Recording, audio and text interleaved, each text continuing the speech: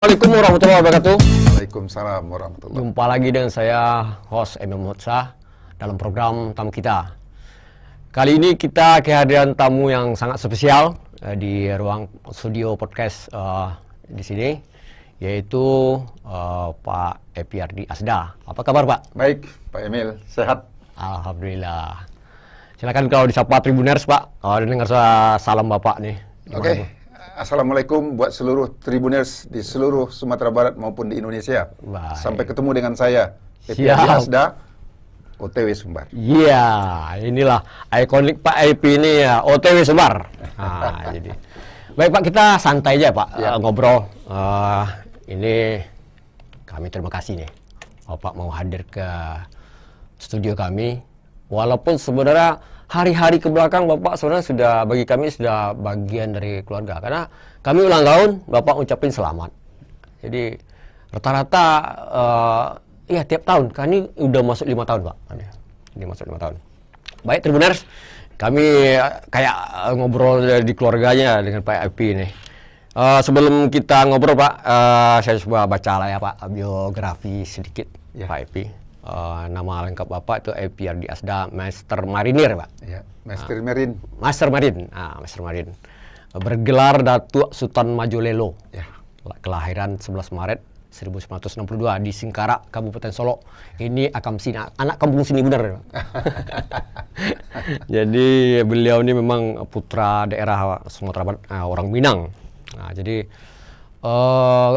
pendidikan mulai dari sekolah dasar di Singkara ya Pak, kemudian sampai ke perguruan tinggi dan sampai bergelar master. Master ini pasca sarjana ya Pak ya, di kelautan. Dan beliau terjun ke politik sampai puncak karir politik itu mendapat kursi di Senayan atau di DPR RI sampai 3 kali berturut-turut dari 2004 sampai 2018 ya Pak. Itu luar biasa. 3 kali hat-trick, kalau main bola tuh 3 gol Pak. 3 gol.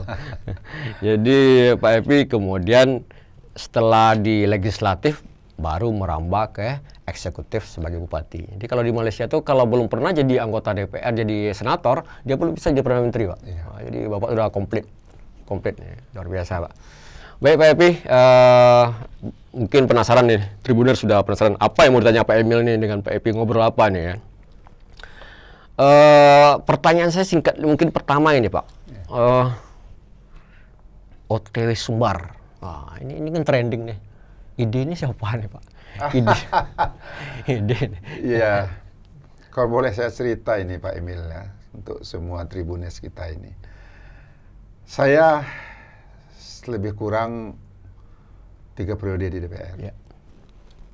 Saya sudah berkecimpung sebagai tokoh nasional. Dan ditambah lagi dengan lebih kurang 3 tahun lebih jadi bupati ya. Sebagai eksekutif bupati ini saya merasakan, melihat langsung, dan boleh dikatakan oleh pengadilan itu saksi yang melihat langsung, merasakan langsung apa yang terjadi dengan kampung halaman kita Sumatera Barat. Beberapa dekade yang lalu, beberapa bulan yang lalu kita melakukan pemilihan Pilpres dan Pileg. Ya. Di situ terjadi memang hat-trick yang cukup luar biasa di Sumatera Barat. Di mana hal-hal yang tidak diduga itu terjadi. Itulah politik ya Pak Emil. Iya, tidak bisa ditebak ya Pak. Tidak bisa ditebak. Waktu itu tahun 2014 saya adalah die-hard-nya Pak Prabowo. Die-hard. Bahkan waktu itu adalah ketua pemenang Pak Prabowo Sumatera Barat dan bahkan Indonesia. Ya. Kalau boleh saya ceritakan, saksi hidupnya adalah Pak Surya Dharma Ali dan Pak Yan Farid. Dari P3 ya? Ya. Saya satu-satunya orang yang berada di P3 saat ini, itu yang die-hard Pak Prabowo, yang memperjuangkan mati-matian Pak Prabowo dapat P3. Dan gara-gara saya memperjuangkan itulah saya keluar dan dipecat dari P3. Ya. Karena kawan-kawan yang ada memimpin sekarang ini, itu menginginkan koalisinya dengan Pak Jokowi. Saya tegak lurus dengan ketua umum saya, Pak Surya Dharma Ali, karena fatsun politik saya, kita harus loyal kepada pimpinan. Pak Surya mengarahkan saya agar saya memperjuangkan untuk mendukung Pak Prabowo. Bahkan mohon maaf Pak, di Hotel Luansa itu sampai pukul-pukulan kami P3 sama P3 Pak. Waktu itu kita Rakornas, menentukan apakah P3 milih dukung Prabowo atau P3 mendukung Jokowi. Dengan Pak JK waktu itu. Ya. Periode pertama ya. Periode pertama. Ya. Pak, sebentar Pak. Nah, ini tidak apa-apa ya Pak. Kita, ini kan santai. Nanti khawatir nanti orang tema Pak OTW, Pak Emil nih, ingat. Ya, ini OTW. Karena OTW kan balik lagi mungkin agak ngerucut Pak ke Sumbar ya. Kita. Jadi Pak Kapten APRD Asda ini kan tiba-tiba jadi trending. Jadi begini Pak Emil. Kenapa saya ceritakan itu? Bermulanya nanti akan endingnya siapa yang mengeluarkan ide itu. Oh ya, siap. Gitu. Jadi saya ceritakan waktu itu, saya adalah ayahnya beliau, dan saya orang yang berjuang seperti itu, sehingga saya keluar dari P3. Dan lalu saya bergabung ke Partai Amanat Nasional. Setelah bergabung ke Partai Amanat Nasional, saya diutus oleh partai untuk kembali ke kampung halaman jadi bupati. Setelah saya jadi bupati, saya melihat keadaan yang bagaimana yang Sumatera Barat ini. Waktu Pileg dan Pilpres kemarin itu, kenapa saya ceritakan? Itu kan partai pemenangnya bukan dari yang biasa, adalah partai penguasa sekarang. Sehingga akibat dari elektoral yang terjadi waktu Pileg kemarin itu, kawan-kawan saya, sesama politisi ini, termasuk orang-orang yang dulu maju, itu agak grogi untuk maju lagi. Karena dengan bermacam alasan. Alasannya mereka ada yang sudah terpilih jadi anggota DPR RI, dan juga ada alasannya mereka mengatakan susah untuk melawan incumbent. Sehingga timbul pemikiran kawan-kawan waktu itu, saya sesama kepala daerah, itu sering sekali berdiskusi dengan seluruh kepala daerah, bupati wali kota. Dan kami menyikapin apa yang terjadi di Sumatera Barat ini, menurut pandangan kami, memang ya, Sumatera belum mumpuni. Pada satu sisi kami merasakan bahwa harus ada perubahan, satu sisi lagi nggak ada tokoh yang mau maju. Ini real Pak. Kami tanya semua kawan-kawan, ini mau maju nggak? Ini nggak. Ini mau maju nggak? Nggak. Ini maju nggak? Nggak ada. Lalu saya bilang, kalau begitu partai ini lawan kotak kosong dong. Dan terus terang Pak Emil, malu saya rasanya sebagai rakyat tokoh Sumatera Barat, kalau sempat ini nggak ada tokoh yang mampu tampil di Sumatera Barat ini. Dalam pemikiran saya, apa betul-betul hebat orang ini gitu loh. Dan kebetulan saya memang orangnya petarung dari dulunya Pak. Berdasarkan yang hal seperti itu, saya punya pemikiran, malu juga kita ini. Nggak ada tokoh yang berani ngelawan incumbent. Disitulah saya timbul keinginan saya. Baru nyambung ya Pak? Baru nyambung. Dan begitu saya timbul keinginan itu, saya mempelajari bagaimana keadaan Sumatera Barat. Lalu termasuk populasinya kayak apa. Termasuk juga resources Sumatera Barat ini kayak apa. Tokoh yang berpikiran ke atas berapa, di tengah berapa, di bawah berapa. Juga termasuk penduduknya. Penduduknya yang milenial berapa, yang memang udah ke atas itu berapa. Lalu sebagai seorang politisi yang sudah pengalaman, saya kalau ingin tampil itu, saya nggak mau yang biasa-biasa Pak Emil.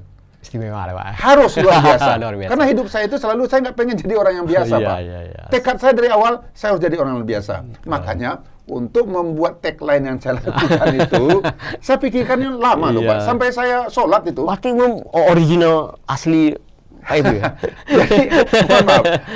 Saya sebetulnya melihat perkembangan tokoh-tokoh politik nasional, tokoh-tokoh politik internasional, apa tagline yang mereka lakukan, termasuk di Presiden Amerika, ya termasuk Putin, ya termasuk itu yang lain-lain itu, apa tagline mereka. Setelah saya pikir-pikirkan yang seperti itu, saya ada bayangan, ada salah seorang tokoh yang mengeluarkan kata-kata OTW Pak. Begitu saya lihat, saya amatin, waktu itu kalau nggak salah di Twitter Pak. Wah, ini keren ini. Lalu saya pikirkan, saya kan lama juga di luar negeri Pak. Jadi saya ngerti lah bahasa Inggris dikit-dikit ya. Walaupun orang Singkara ya, tapi bahasa Inggris ngerti juga dikit-dikit kan. Apalagi nih sekarang saya kan walaupun udah tua, tapi jiwanya masih muda. Gen Z Pak. Dan saya pelajari Pak Emil. Follower Bapak banyak juga ya. Alhamdulillah Pak. Saya lihat di Sumatera Barat ini, Gen Z kita itu lebih dari 50% Pak. Dan saya juga mengukur siapa yang arahnya ke sini, siapa yang arahnya ke sini. Dan ini saya lalu memikirkan, goal saya apa ini? Target suara saya yang banyak itu kemana? Jatuh pilihan saya kepada generasi milenial. Kalau ingin menarik milenial, mereka itu harus diajak dengan tagline yang mereka yakini itu gampang untuk diingat. Makanya timbullah pemikiran OTW ini. Ya, dan juga kata-katanya itu kami runding dengan tim. Saya bilangin kata-kata yang oleh banyak. Karena di billboard itu atau di baliho itu orang baca di mobil. Kalau terlalu panjang banyak itu orang nggak bisa baca. Iya, iya betul. Dan generasi muda sekarang itu Pendek Pak, singkat dia. betul, instan semuanya kan. Instan. Mereka maunya yang instan semuanya. Pak minum dulu Pak. Oke. Saya udah kau ketawa agak serak soalnya. Jadi itu alasan saya kenapa saya ceritakan dari awal. Siap. Jadi biar masyarakatnya tahu. Tribuners, inilah udah terbongkar ya. Tagline Pak Epi, Bapak Epi Arda, inilah sebenarnya yang rahasia. Jadi kalau selama ini penasaran siapa lah yang memikirkan OTW Sumbar, ternyata beliau sendiri. Berarti sudah terbongkar, Tribuners. Kita akan ada poin-poin pertanyaan Pak. Saya ada PR juga Pak ya mengajukan. Ya. Jadi kemudian kalau orang melihat Pak Epi ini kan tajir. Wah, ya. Kemudian kalau berpolitik udah piawai lah, hat-trick di DPR RI. Sebenarnya kan kalau yang dicari apa lagi ya Pak ya? Udah komplit kan? Mau pengusaha, pebisnis, politik. Kalau seandainya sekarang Bapak disuruh memilih, apa Bapak mau memilih yang mana? Pengusaha, pebisnis atau politik?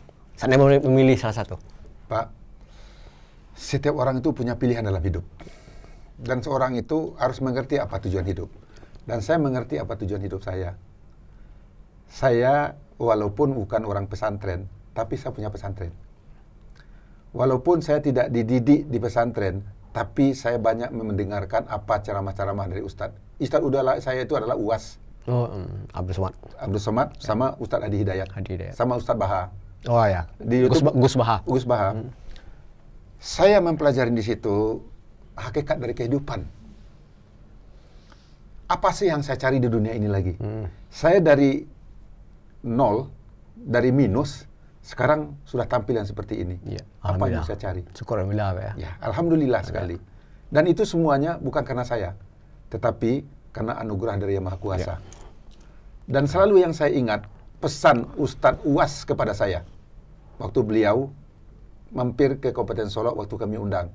2 kali beliau berpesan. Di rumah pribadi saya di Singkara, di rumah dinas saya. Ya.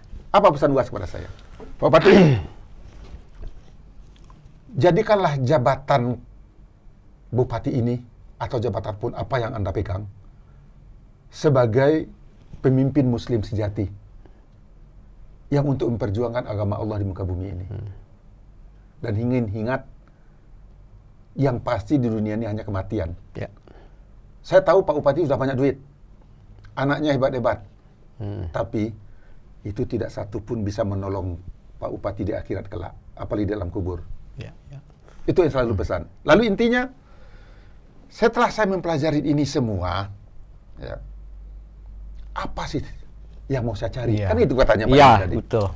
Pertanyaan mau UAS juga sama juga kan sebenarnya. Pertanyaan orang banyak lah Pak. Ya. Kalau soal mau makan saya sudah bisa. Rumah saya sudah ada, kendaraan saya sudah ada, anak saya sudah alhamdulillah sudah bagus. Lalu pemikiran saya, apa yang bisa saya lakukan untuk akhirat saya kelak? Ya. Makanya saya ingat salah satu hadis yang dibacakan oleh UAS. Apa beliau mengatakan? Khairun nas anfa'uhum linnas. Sebaik-baiknya manusia adalah orang yang berguna bagi orang lain. Pergunakan sisa hidupmu itu agar bisa bermanfaat bagi orang lain. Dan inilah jawaban pertanyaan dari Pak Emil tadi itu. Apa mau saya pilih? Ya. Dengan mengabdikan diri saya, sisa hidup saya ini untuk menjadi kepala daerah, karena saya tahu maju mundurnya sebuah daerah itu tergantung kepada kepala daerahnya. Karena saya memiliki pengalaman menurut saya punya pergaulan yang luas di sana, dan saya juga punya integritas. Kalau Allah mentakdirkan saya jadi kepala daerah, sebagaimana yang sudah saya buktikan di Kabupaten Solok, Solok dari yang terjelek, sekarang tampil yang terbaik dari semua lini. Mudah-mudahan tekad saya, kalau saya ditakdirkan Allah jadi gubernur, tekad saya, mudah-mudahan tidak di Solok saya saja bermanfaat bagi masyarakat Solok saja, tapi juga bagi masyarakat yang ada di Sumatera Barat. Betul. Itu. Kalau pertanyaan pilih apa? Saya ingin mengabdi itu rakyat saya. Ya. Melalui mana? Insya Allah melalui OTW Sumbar. Betul. Begitu ininya saya. Benar. Sudah terjawab lagi nih, Pak Epi. Ini kan sudah tekadnya sudah bulat nih, Pak. Insya Allah. kalau saya tanya lagi berapa persen, nggak perlu lah mungkin ya. Berapa persen Pak Epi mau yakin mau ya enggak lah, paling 100 lah Pak ya. 100 saya jawab sendiri lah mungkin. Keyakinan saya itu hakul yakin Pak. Yakin. Karena sesuai dengan firman Allah, carilah apa yang telah Allah negerahkan kepadamu. Berbuat baiklah kamu terhadap sesama dan janganlah kamu buat kemungkaran karena Allah tidak suka buat kemungkaran. Makanya saya akan cari sesuai dengan kemampuan saya. Bismillah saya melangkah, serahkan tawakaltu halallah, la haula wala quwata illa billah. Allah yang menentukan segala-galanya. Saya mau jadi gubernur atau tidak sudah dicatat dulu Mahfuz, Pak. Tugas saya sekarang hanya berusaha. Ini termasuk acara ini, terima kasih nih Pak Emil. Termasuk usaha saya juga menginformasikan kepada masyarakat ini adalah IPRD. Iya, ini didengar Pak sebelumnya. Makanya tadi Pak Emil minta saya offline, saya maunya online. Kenapa? Biar masyarakat menilai saya apa adanya. Saya nggak mau nanti diedit-edit dan gitu, enggak. IPRD seperti ini adanya. Jadi kalau orang memilih saya karena memang dia tahu IPRD itu seperti itu. Bukan karena dikamuflase. Dia saya hanya ikhlas Pak. Mudah-mudahan sisa hidup saya ini bermanfaat, membangkit batang terandam, menjadikan Sumatera terbaik di Sumatera. Itu cita-cita dalam hidup saya. Alhamdulillah. Insya Allah Pak ya. Ini kalau sudah niat nawaitunya ke lillahi ta'ala ya. Ini ya Tuhan Maha tahu lagi ya. Pak Epi, ini kita balik lagi ke ini lagi Pak Epi tentang peluang lagi. Ini peluang ya. Nah ikhtiar nih kan. Oh iya, ikhtiar. Ini kamu ikhtiar. Pak Epi dengan partai kendaraan sekarang tentu masih kurang. Tentu harus berkoalisi. Boleh tak dibeberkan sekarang dengan apa saja sudah fix atau masih masih goyang-goyang? Begini. Perpolitikan itu di mana saja itu dinamikanya tinggi, Pak. Semua partai-partai itu akan melihat dia ingin mendukung yang mau menang. Walaupun secara awal kami seluruh partai politik di Sumatera Barat ini yang ada kursi di DPR itu sudah sepakat bahwa perubahan harus terjadi di Sumatera Barat. Itu level untuk Sumatera Barat. Tetapi kan untuk calon gubernur ini kan menentukan DPP, Pak. Pusat. Izinnya dari DPP. Karena untuk gubernur ini DPP ikut menentukan. Karena ini adalah skalanya besar. Nah, sekarang jangankan untuk Sumbar, DKI aja belum ada yang pasti itu, Pak. Jawa Tengah, Jawa Timur, Jawa Barat juga belum ada. Katanya Pak Emil ke DKI, adanya katanya Pak Emil di Jawa Barat, kan belum ada yang pasti. Begitu juga itu Sumatera. Tapi secara bayang-bayangannya saya sudah berkomunikasi dengan seluruh partai ini. Dan sesuai dengan kesepakatan para publik ini, yang mau maju itu dilihat dari elektabilitasnya nanti. Jawabannya ini normatif. Normatif. Dan sekarang ini kita lihat yang mau maju ini kan cuman ada beberapa orang saja. Nggak tahu nanti, siapa tahu ada lagi Guntur turun dari langit nanti, ya kan? Ada lagi ini tsunami politik. Siapa yang mau diindikan lagi, kita kan nggak tahu. Tetapi bagi saya, Pak Emil, apapun yang terjadi, bismillah saya melangkah. Ya, baik, Pak. Dan untuk partai politik sih insya Allah ada, Pak. Ini Tribuners yang rahasia ini yang saya PR saya nih ya, Kemarin saya ngomong sama salah seorang petinggi partai. Beliau dengan lugas mengatakan bahwa dapat informasi dari ketua umumnya bahwa sudah ada pembicaraan Sumbar ini level-levelnya petinggi, dewa-dewanya partai. Dan itu dibicarakan di satu tempat yang memang yang sakral sekali. Di situ sudah terbesit bahwa PAN diusung oleh mereka, yaitu saya untuk calon gubernur. Wakilnya diharapkan dari salah satu partai. Koalisi.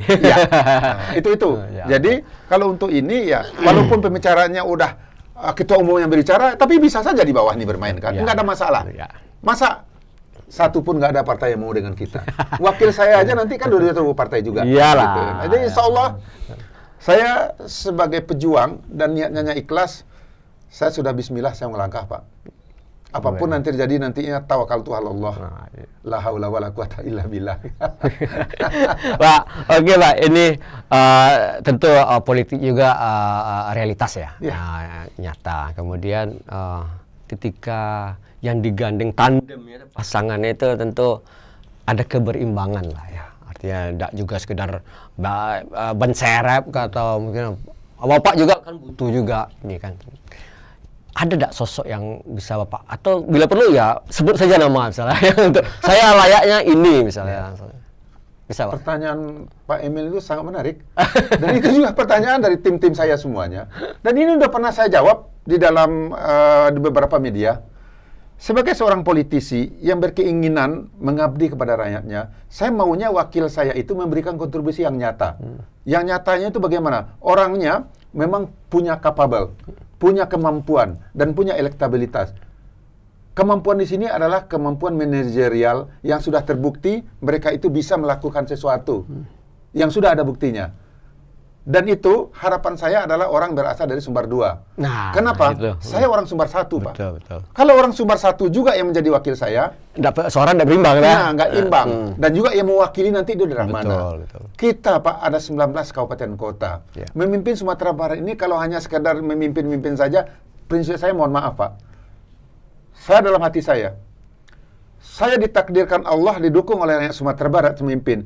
1 tahun, 2 tahun saya tidak berani, saya mundur demi Allah. Itu janji saya. Sebab saya menjadi calon gubernur ini bukan untuk kesenangan diri saya, Pak. Saya ingin buktikan, insya Allah, Pak, dengan segala kemampuan yang saya miliki, saya sudah tahu apa yang mesti saya lakukan. Memimpin harus berhasil, Pak. Dan itu ingin saya letakkan legasinya EPRD yang akan diingat oleh anak cucu kita. Bahwa EPRD memimpin Sumatera Barat ini yang dilakukan. Sebagaimana yang saya lakukan di Kabupaten Solo. Semua orang mengakui. Bahkan orang pusat yang datang ke Solo itu, Pak, selalu banyak dirjen, Pak. Level direktur datang di sana dengan, saya doakan EPRD menjadi gubernur Sumatera Barat. Demi Allah, banyak mereka melakukan itu. Bahkan 2 hari yang lalu juga ada yang mengatakan seperti itu. Nah, harapan saya, Sumatera Barat ini luas. Dan saya memerlukan orang yang kapabel.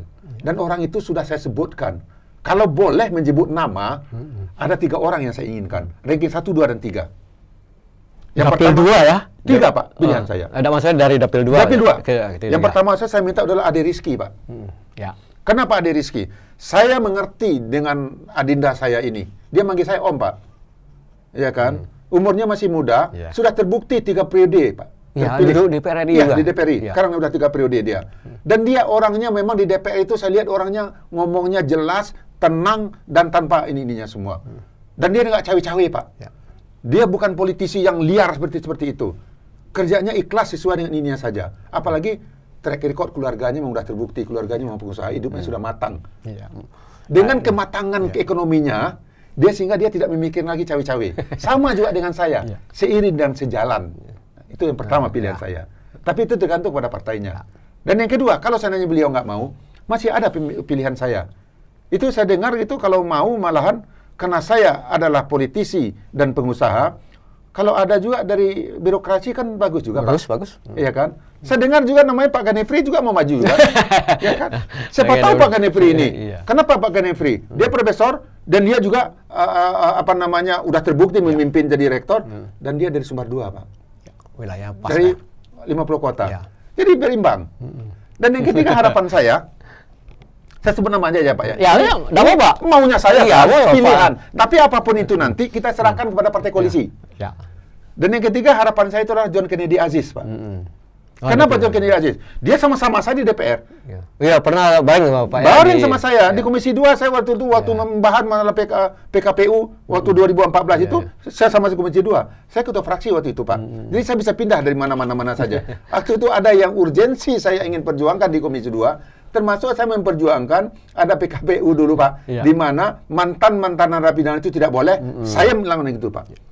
Akhirnya Pak Gusman itu maju karena saya memperjuangkan mantan narapidana itu. Saya nyata-nyata memperjuangkan beliau untuk bisa maju dari pilkada.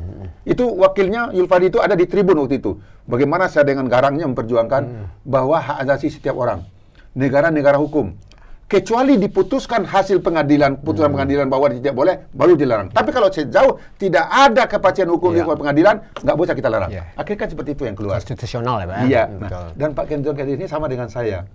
Jadi makanya ya termasuk juga masuk dalam radar saya. Tetapi apapun itu, saya kan seperti yang Bapak bilang tadi itu, saya kan nggak bisa maju sendiri.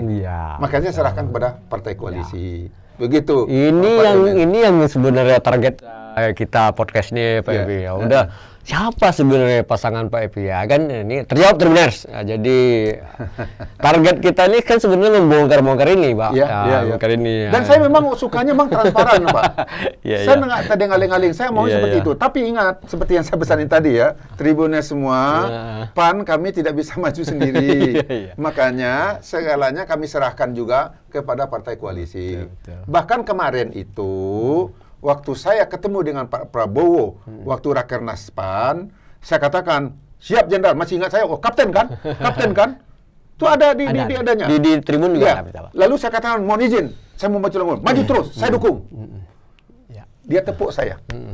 Lalu saya tepuk juga tangan beliau, alhamdulillah beliau dukung saya.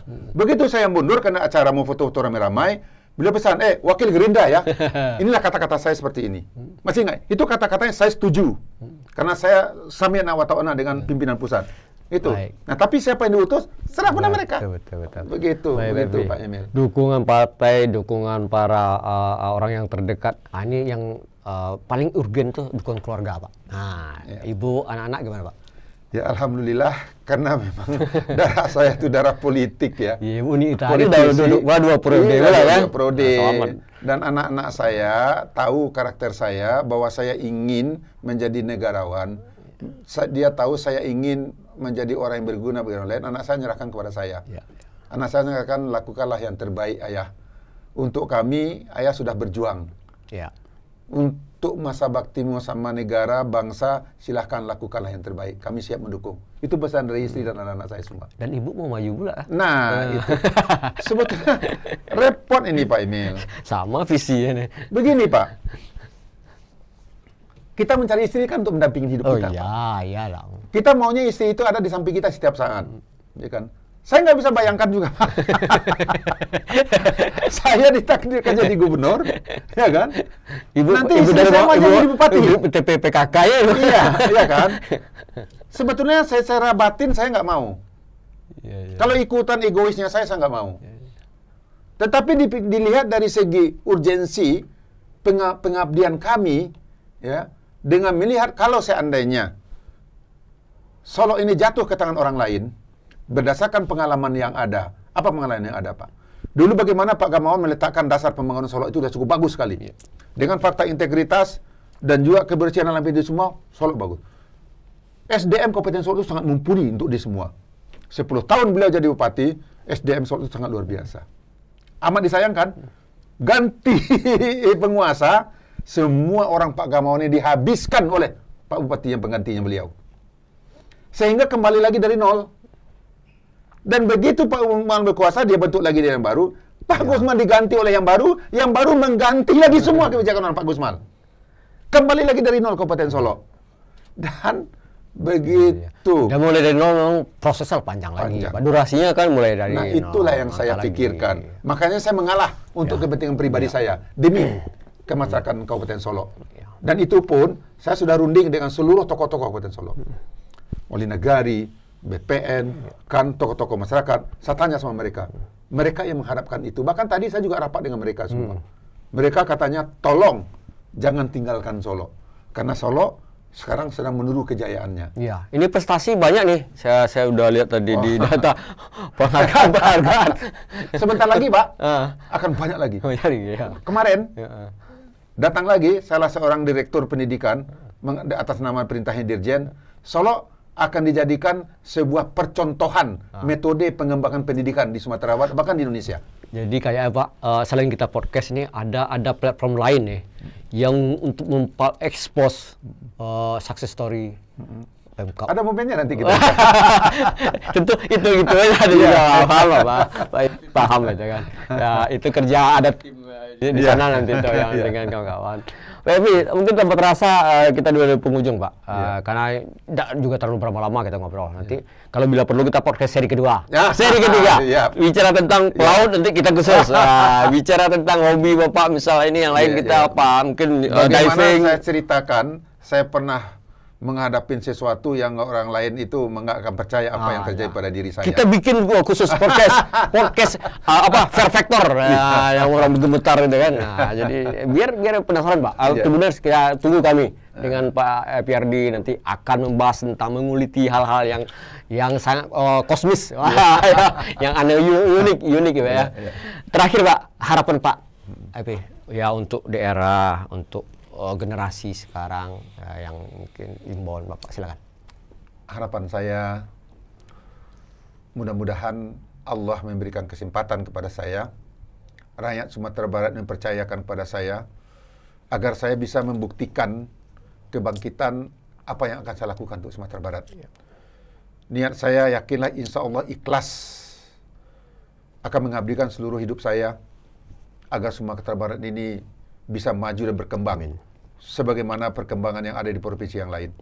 Membandingkan daerah itu harus apple to apple, Pak. Ya. Membandingkan Sumatera provinsi harus dengan provinsi yang lain. Saya ingat betul, Pak, bagaimana Jambi itu dulu dan bagaimana Jambi itu sekarang. Untuk itu, harapan saya, baik. Mudah-mudahan Allah memberikan kesempatan kepada saya melalui rakyat Sumatera Barat agar bisa saya membuktikan apa yang bisa saya lakukan untuk Sumatera Barat ke depannya. Baik. Amin. Ya, mudah-mudahan ini terwujud Pak doa kita dikabulkan. Baik, Tribuners, saya rasa perbincangan yang hangat tadi dan sangat akrab dengan Pak beliau ini sudah saya anggap bapak saya sendiri juga nih, karena beliau sudah sangat respect. Dan sebelum kita tutup, Tribuners jangan lupa klik platform media sosial kami, yaitu YouTube Tribun Padang Official, kemudian TikTok, Instagram, X, dan Facebook. Saya akhiri. Assalamualaikum warahmatullahi wabarakatuh. Waalaikumsalam warahmatullahi wabarakatuh. Salam perubahan.